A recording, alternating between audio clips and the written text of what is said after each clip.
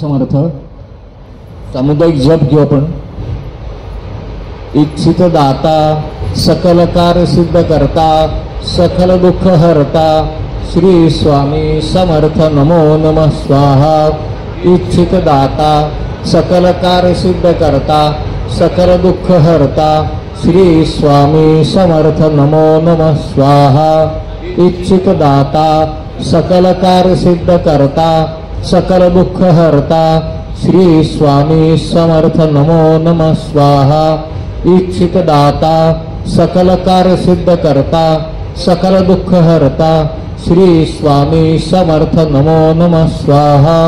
इच्छित दाता सकल कार्य सिद्ध करता सकल दुःख हरता श्री स्वामी समर्थ नमो नमः स्वाहा. इच्छित दाता सकल कार्य सिद्ध करता सकल दुःख हरता श्री स्वामी समर्थ नमो नमः स्वाहा. इच्छित दाता सकल कार्य सिद्ध करता सकल दुःख हरता श्री स्वामी समर्थ नमो नमः स्वाहा. इच्छित दाता सकल कार्य सिद्ध करता सकल दुःख हरता श्री स्वामी समर्थ नमो नमः स्वाहा. इच्छित दाता सकल कार्य सिद्ध करता सकल दुःख हरता श्री स्वामी समर्थ नमो नमः स्वाहा. इच्छित दाता सकल कार्य सिद्ध करता सकल दुःख हरता श्री स्वामी समर्थ नमो नमः स्वाहा. इच्छित दाता सकल कार्य सिद्ध करता सकल दुःख हरता श्री स्वामी समर्थ नमो नमः स्वाहा. इच्छित दाता सकल कार्य सिद्ध करता सकल दुःख हरता श्री स्वामी समर्थ नमो नमः स्वाहा.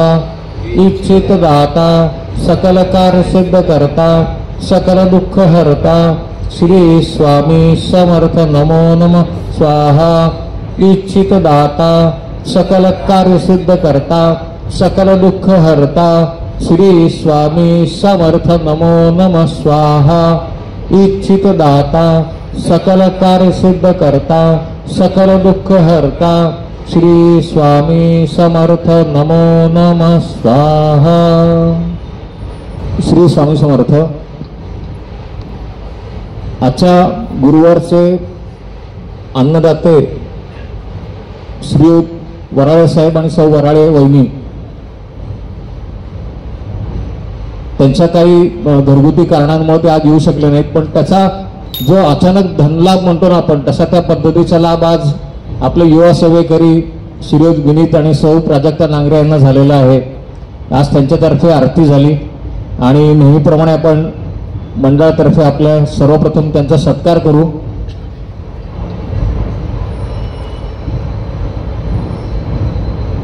श्री स्वामी समर्थ महाराज की जय.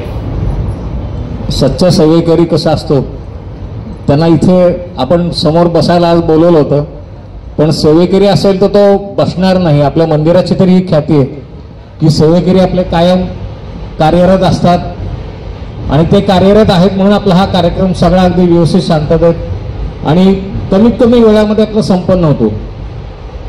एक उत्तम उदाहरण आत्ताचं बघता येईल. विनीत आणि प्राजक्ता दोघे इथे त्यांना सांगितलं इथे बसा म्हणून, पण ते न बसता आपापल्या कामाला ते निघून गेले तिथे. आजच्या दिवसाचं महत्त्व एक 15 ऑगस्ट आज आपल्या सगळ्यांनाच माहिती असेल, वेगळं काही सांगायला नको त्याबद्दल, पण आजची झालेली आरती आणि जो कार्यक्रम हा लक्षात राहील, त्यांच्याही लक्षात राहील, आपल्याही लक्षात राहील की मागच्या वर्षी 15 ऑगस्टला विनीतने आरती केली होती.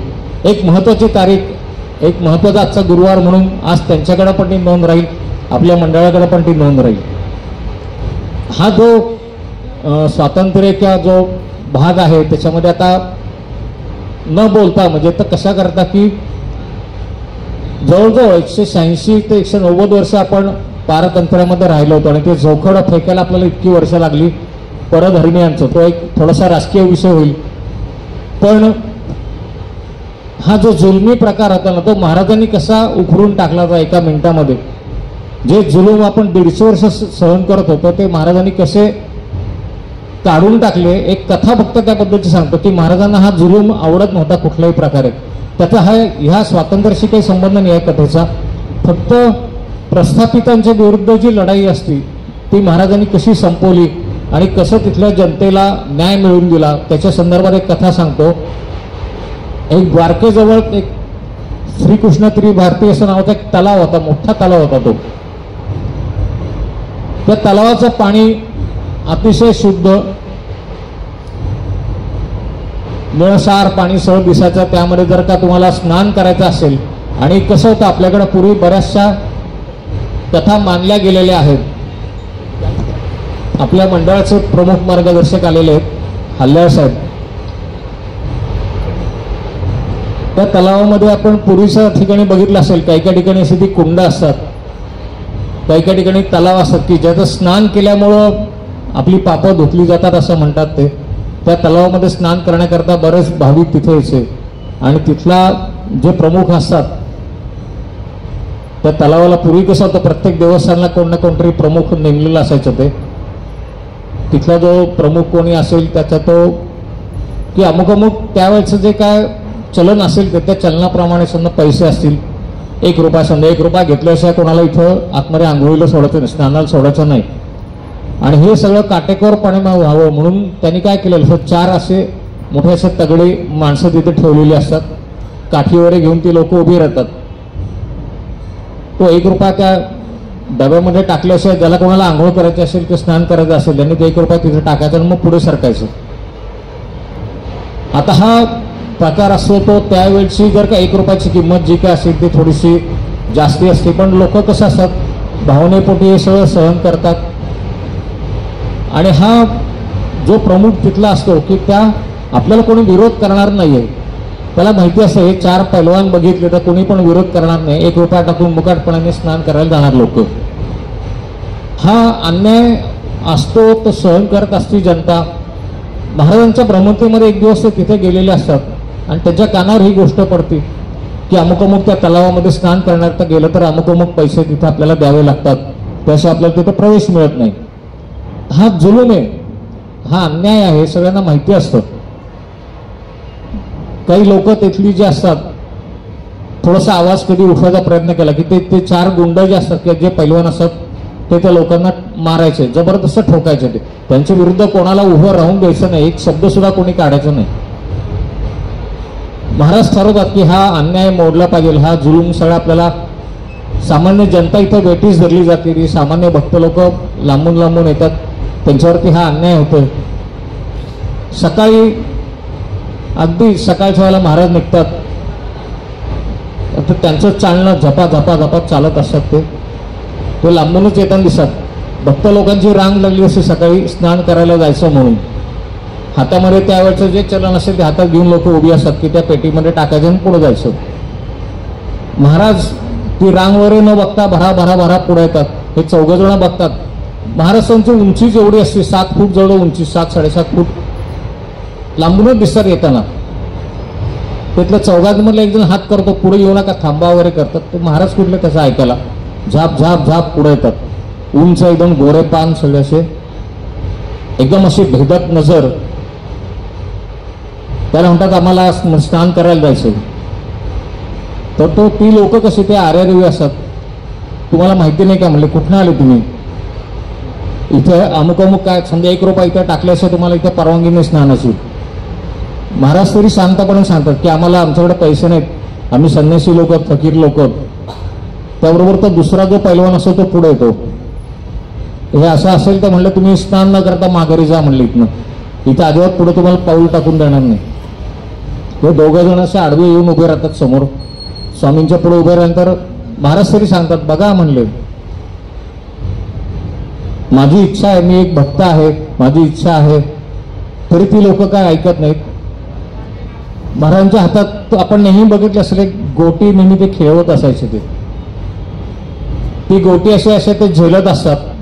बोलता बोलता बोलता काय करतात अशी ते एकदम वर फेकतात. वर बघा काय म्हणतात. तर सगळीच लोक वर बघायला लागतात. ते 2 ते 4 बाकी सगळे भक्त एकदम वर बघायला लागतात. ती गोटी उंच जातील मशी मोठी मोठी होती ती. ते बघत असताना महाराज सुद्धा स्वतःला हा उंच उंच अशा हवेमध्ये घेऊन जातात. एखादी आपण सिनेमात बघतो हल्ली जी ट्रिक सीन मध्ये दाखवतात की एखादी छोटीशी वस्तू ती हवेत उडती वगैरे अशी, तसं महाराज प्रत्यक्ष असे हवेमध्ये जातात, हवेमधनंच त्या तलावाच्या मध्यभागी जातात, सरळ मांडी घालून त्या पाण्यावर बसतात आणि असा परत वर हात करतात. वर हात केल्यावर ती वरती हवेतली जी गोटी असते ती परत त्यांच्या हातामध्ये येते. ती पद्मासन घालून महाराज पाण्यावर बसलेले आहेत हे बघितल्यानंतर ते चौघजण काय सगळी ती जनता असते ती पण म्हणणार हे काहीतरी वेगळा प्रकार आहे. त्यातला एक जण जातो सांगायला, जो सावकार जो प्रमुख असतो त्याला सांगायला जातो की असं अशी घटना घडली. तो जो प्रमुख असतो तो पण धावत पळत येतो. तो बघतो तर एकदम असे तेजपुंज शरीर महाराजांचं, आणखीन त्या रागाने म्हणा की का लाल झालेले तेजोबलय सगळं त्यांच्या भोवती दिसतंय प्रत्यक्ष. तो घाबरतो, तो म्हणतो हा वेगळा प्रकारे म्हणतो, यांची माफी मागायला पाहिजे आपल्याकडनं, आपल्या माणसांच्याकडनं काहीतरी चूक झालेली आहे, यांनी कोणाला तरी ह्या नसत्या कोणाला तरी अडवलेलं, हे बहुतेक शिवाशाप देणार आपल्याला काहीतरी घडणार. पटकन तो पाण्यामध्ये शिरतो तो जो असतो, त्याच्या पाठोपाठ ते चौघजण पण पाण्यामध्ये येतात आणि तिथनं ओरडायला लागतात की महाराज आम्हाला क्षमा करा, चूक झाली आमच्याकडनं, तुम्ही आत्ता बाहेर या, जे काय असेल तुमचं आम्ही प्रायश्चित्त घ्यायला तयार आहोत वगैरे सगळी बडबड करायला लागतात. शेवटी स्वामी कसं असतात की फक्त ते डोळे उघडण्यापुरतं ते उग्र रूप धारण करतात. आपले डोळे उघडावेत, जो कोणी अन्याय करता असेल, जो कोणी चुकत असेल त्याचे डोळे उघडावेत म्हणून ते उग्र रूप धारण केलेलं असतं. ती शेवटी माऊली येते.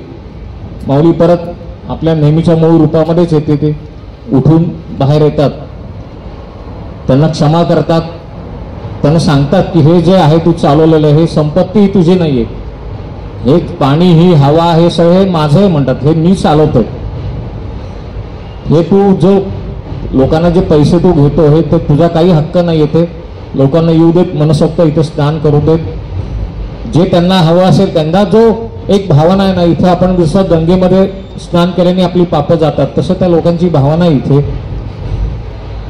स्वामींच्या चरणी तो अक्षरशः लोटांगण घातलेलं असतं, त्याला उठवतात महाराज. तो म्हणतो मग कृपा करून तुम्ही माझ्या घरी आलात तर बरं होईल वगैरे. महाराज ठरवत की ठीक आहे आम्ही तुझ्या घरी पण येतो. तोपर्यंत बातमी त्या गावात पसरलेली असते आणि त्या जो कोण सावकार असतो किंवा जो प्रमुख असतो त्याच्या घरापुढं हळूहळू ती गर्दी जमलेली असते की महाराज तिकडे येणार म्हणून. एवढी प्रचंड ताकद, एवढी प्रचंड शक्ती, ऊर्जा ही कोणाकडे असू शकेल की फक्त त्या परमात्म्याकडे, जो परमात्मा आहे त्याच्याशिवाय कोणी करूच शकणार नाही. इथे अशा काही घटना असं कोणी करूच शकणार नाही. तरी पण तिथे एक जण असतो की त्याच्या मनामध्ये शंका येते की बहुतेक काहीतरी हा जादू करण्याचा प्रकार असला पाहिजे. हा संन्यासी म्हणजे सगळी लोक जर का मानतायत हे परब्रह्म आहे, हा देव आहे, पण त्याच्या मनात शंका आल्याबरोबर महाराजांनी ते ओळखायला येते. ज्या गर्दीत तो तिथे उवास होते त्याला सांगतात, असे खूण गातात, इकडे म्हणतात, तुला असं वाटतं ना म्हणले मी कोण आहे, साधं संन्यासी आहे का जादूटोणा करणार आहे म्हणले, आत्ताच्या आत्ता तू तुझ्या घरी जा म्हणले, तुझ्या मुलाचा तो जो झोपाळा बांधलाय त्या झोपाळ्याला तुझा बाप झोका देतोय असं या शब्दात सांगतात. तर तो जो मनुष्य असतो तो हसायला लागतो, म्हणतात नाही म्हणतो माझा बाप मेला, म्हणतात तुम्ही चुकीचे आहात म्हणतात. याचा अर्थ तुम्ही देव बी काही नाही, तुम्ही काहीतरी तुम्हाला नक्कीच कुठलं तरी जादूटोणा येत असला पाहिजे. माझा बाप मरून बरीच वर्ष आली. आता महाराजांना शेवटी माहिती आहे असं काय होणार आहे ते त्या लोकांना सांगतात की ठीक आहे याचा बाप मेला ना, चला माझ्याबरोबर तुम्हाला दाखवतो याचा बाप कोण आहे. त्या जो शंका घेतलेली असती त्याच्या घरी ते येतात, त्याच्या घरी बघतात पाण्यामध्ये लहान बाळ झोपलेलं आहे. झोका देत असतं, पण झोका कोण देत असतं, एक मोठाच्या मोठा साप फणा घालून असं तो बेटोळा घालून बसलाय आणि त्या फण्याने तो त्या पाण्याला झोका देतोय. तो मनुष्य घाबरतो.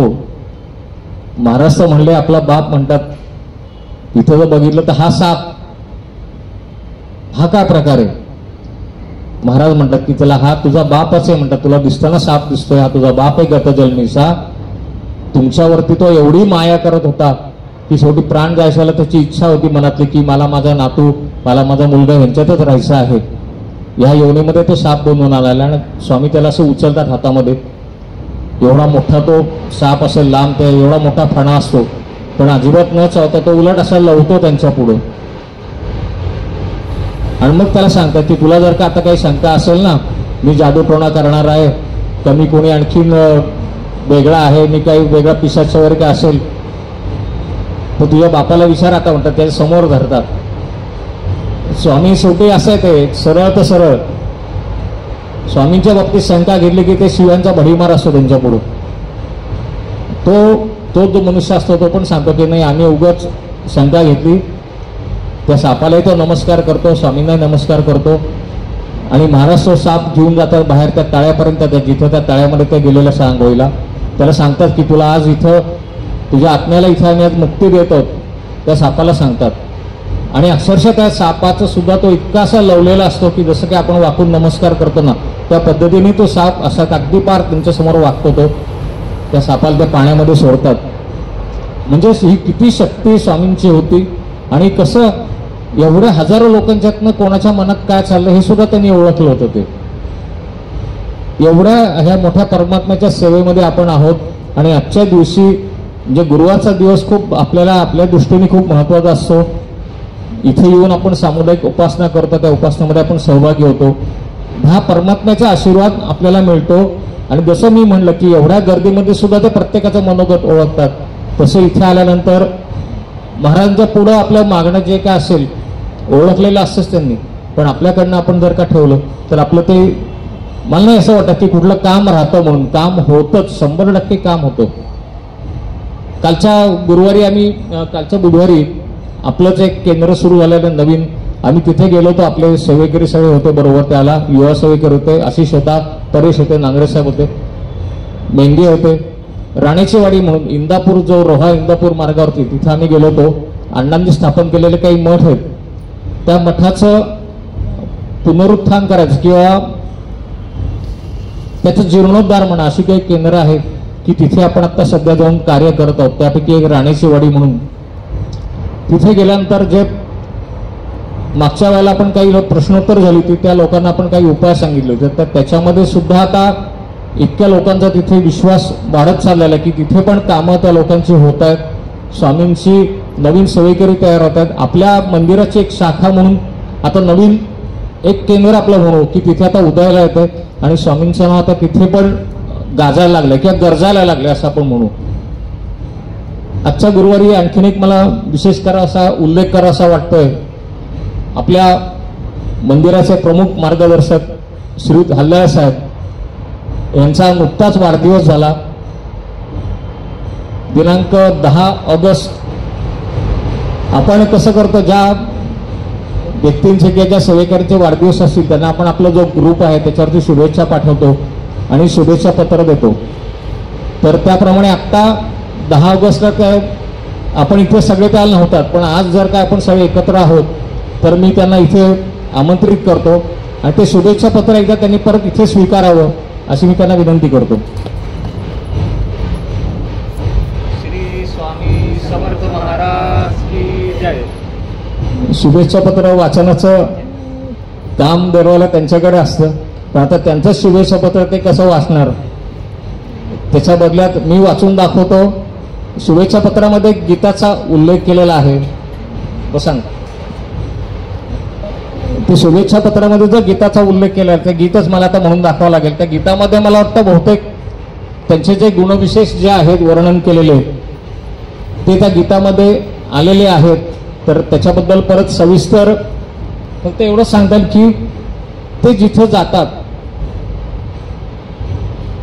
घर असू देत किंवा त्यांचं ऑफिस असू देत किंवा आपलं मंदिर परिवार असू देत, ते गेल्यानंतर आपसुकच एक प्रमुख म्हणून जे स्थान असतं ना सगळीकडे कुठेही बघा, शाळेमध्ये एक शाळा प्रमुख म्हणून असतात किंवा ऑफिसमध्ये गेल्यानंतर साहेब असतात, त्या घराचा आपलं प्रमुख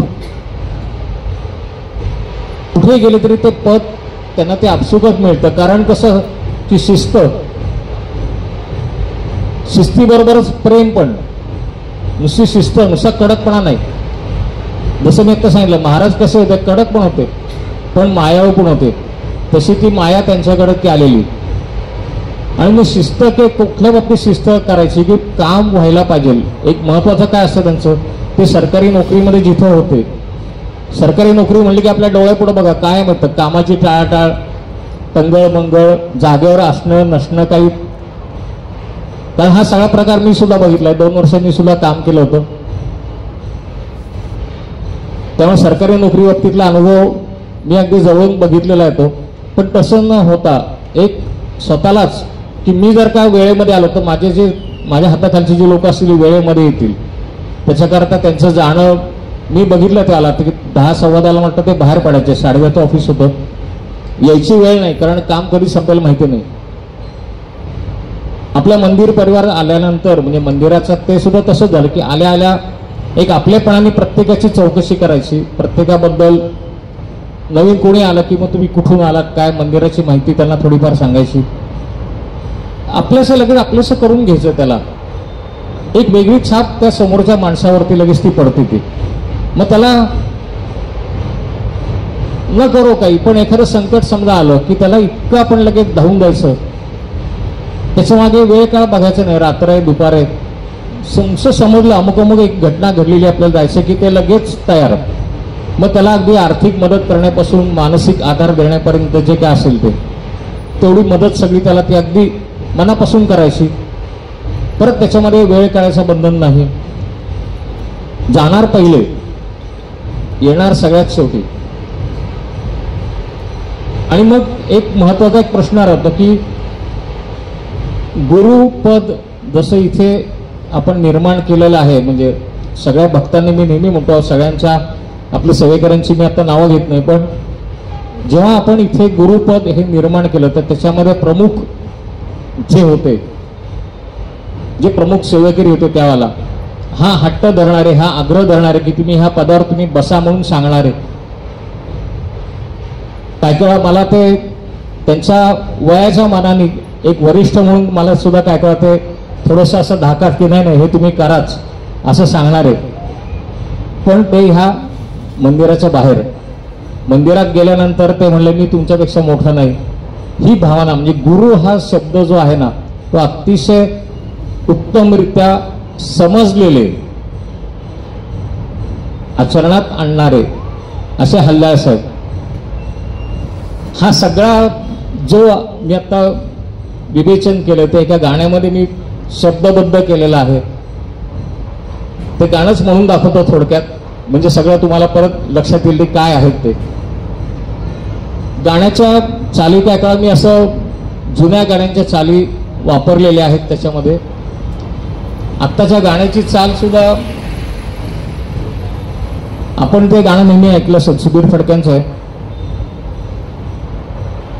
आकाशी झेप घेरे पाखरा, आकाशी झेप घेरे पाखरा, सोडी सोन्याचा पिंजरा, सोडी सोन्याचा पिंजरा. आकाशी सूर्य समजो सतेज, आकाशी सूर्य समजो सतेज, तोची आपुला हा दिनेश, तोची आपुला हा दिनेश.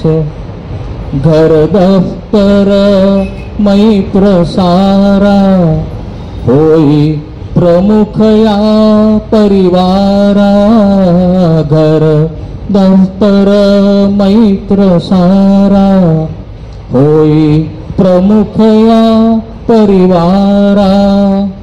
मनवेगे मदती धावे, धीरो भक्त उभा हा विश्वेश, तोची आपुला दिनेश, तोची आपुला हा दिनेश.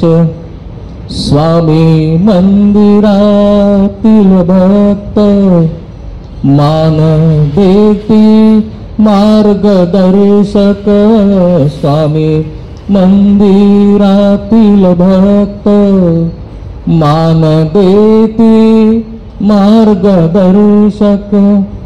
दीपस्तंभ जणू सागरी, शाही लाटांचा आवेश, तोची आपुला दिनेश तोची आपुला दिनेश गुरु भक्ती गुरु सेवा गुरु आशिष हाची मेवा गुरु भक्ती गुरु सेवा गुरु आशिष हाची मेवा गुरु प्राण गुरु श्वास गुरु शब्द मानी हा आदेश तोची आपुला दिनेश तोची आपुला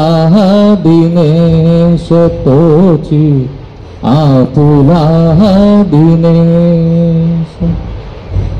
श्री स्वामी समर्थ महाराज की जय. पुढचा आज थोडा उशीर झाला. पुढच्या कार्यक्रमाला पालखी सोहळ्याला आपली सुरुवात होईल.